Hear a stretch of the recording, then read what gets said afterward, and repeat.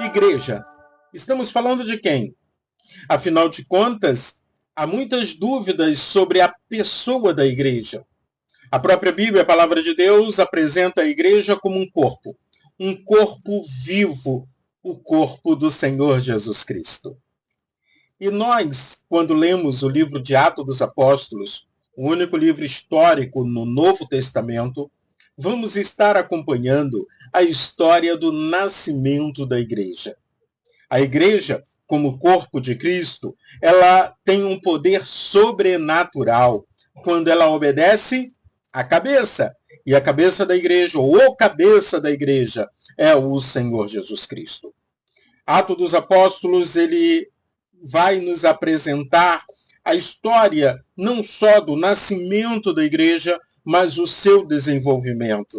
A alegria, as tristezas, a perseguição e as vitórias que a igreja do Senhor Jesus Cristo teve lá no passado e continuou tendo até os nossos dias. Afinal de contas, a igreja do Senhor Jesus Cristo, que nasceu no primeiro século, continua viva em pleno século XXI e deve continuar impactando e fazendo a diferença necessária como povo de Deus. Vamos ler a introdução do livro de Atos dos Apóstolos. Atos dos Apóstolos foi escrito por Lucas, o mesmo autor do Evangelho de Lucas. Atos dos Apóstolos, capítulo 1, do versículo 1 a 5, diz assim: Escrevi o primeiro livro, ó Teófilo, relatando todas as coisas que Jesus começou a fazer e a ensinar, até o dia em que foi elevado às alturas, depois de haver dado mandamentos por meio do Espírito Santo aos apóstolos que tinha escolhido. Depois de ter padecido, Jesus se apresentou vivo a seus apóstolos com muitas provas incontestáveis, aparecendo-lhe durante 40 dias e falando das coisas relacionadas com o reino de Deus.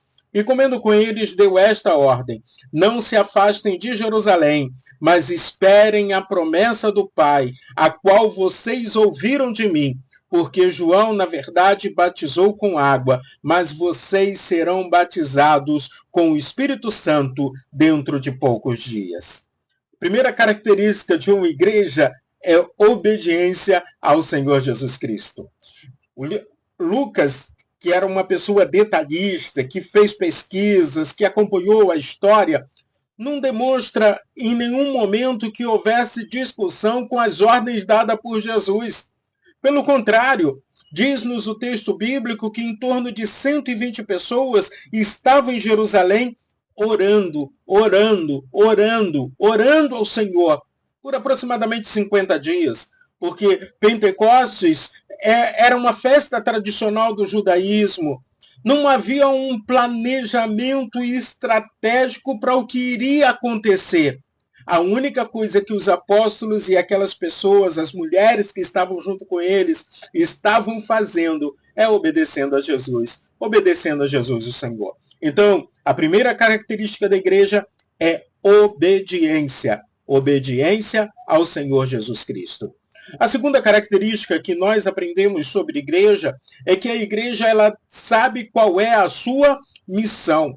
Independente do ministério que estejamos exercendo numa igreja, numa comunidade religiosa, numa comunidade cristã, independente da função que estejamos exercendo, nós como igreja temos uma missão. Eu como igreja tenho uma missão. Você como igreja tem uma missão, que é a missão de testemunhar. Em Mateus capítulo 28, Jesus diz que é fazer discípulo. Em Atos 1:8, Jesus diz que nós estaremos sendo revestidos do poder do Espírito Santo para sermos testemunhas em Jerusalém, em toda a Judéia, Samaria e até os confins da terra. Aqueles homens e aquelas mulheres cumpriram com a missão. Por isso o evangelho chegou até mim. Por isso o evangelho tem chegado até você. E nós precisamos continuar cumprindo com a missão de testemunhar que Jesus é Cristo, que Jesus é Senhor, que Jesus é Salvador.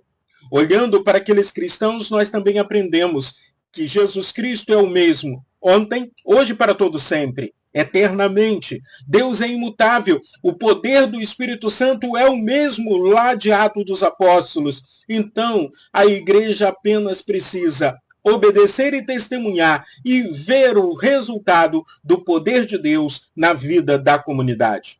Convido você a olhar para essa caminhada cristã que começou no primeiro século e que continua até os nossos dias, e que tomemos uma decisão sincera diante do Senhor de obedecer ao Senhor. Aqueles irmãos, eles não tinham recurso. Aqueles irmãos não tinham a tecnologia que eles tinham.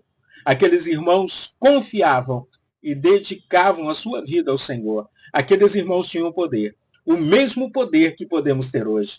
Basta obedecer e buscar uma intimidade com o Espírito Santo de Deus. Deus abençoe a sua vida e a sua família. E vamos nessa caminhada crescendo em Cristo Jesus.